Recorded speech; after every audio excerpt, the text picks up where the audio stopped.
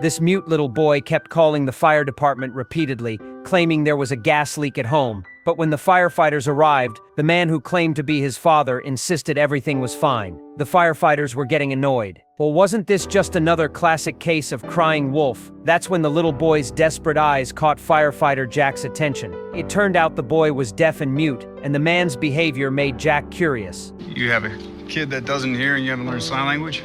He's my new stepson, and I'm really old. I'm trying to learn, I swear.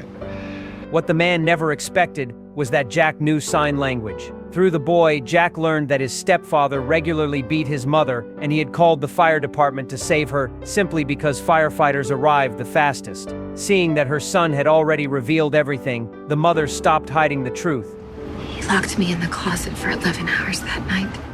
The man would hit her whenever he was in a bad mood. Now Jack was determined to act. He signaled Dean to find a way to keep the man distracted. Dean got the man moving around, claiming it would help expel any gas from his system, then examined him for signs of gas poisoning. Meanwhile, the woman slipped back into the house unnoticed to pack her belongings. Dean kept control of the man's head, preventing him from spotting what she was doing. Soon the woman finished packing and came back out. Mission accomplished. Dean announced that the man was fine, but the mother and child needed hospital observation for a few days.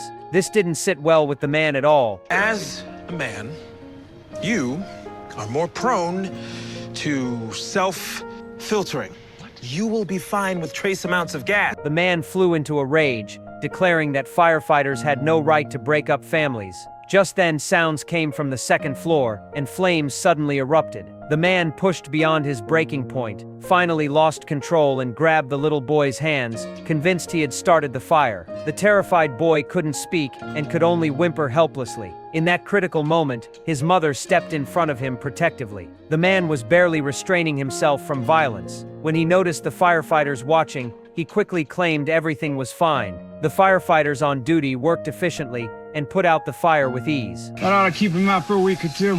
Only then did his partner realize that Jack had deliberately set the fire to rescue the mother and child. Seeing his house damaged, the man completely lost control of his emotions. Fortunately, other firefighters arrived just in time to restrain him.